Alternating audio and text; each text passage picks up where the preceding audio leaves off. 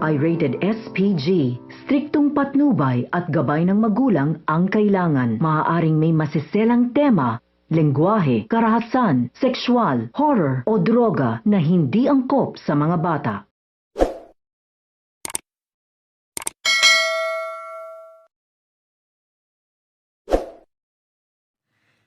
Hello mga kapuso and magandang hapon po sa inyong lahat. So hayo na nga itong si Jessie ay nagpa-interview kay Chika Nini at kinonfirm na totoo ang mga sinasabi ni Megan.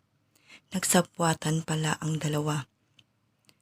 Kaya lalong naging masama ang image ni Jenny sa mga fans.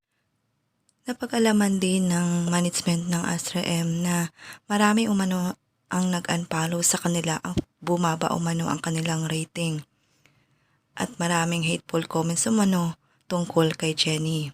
Kaya nadismaya nga itong si Miss Monica. Imbes na sumisikat na nga ang Yumi, kaso nalalagay naman sa alanganin itong si Jenny.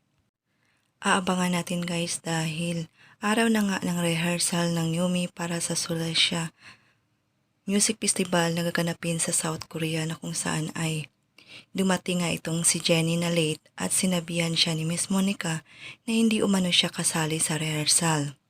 Tatanggalin kaya ni Miss Monica si Jenny sa Yumi? Lahat ng yan ay ating aabangan mamaya. Maraming salamat po sa walang sawang panonood. God bless.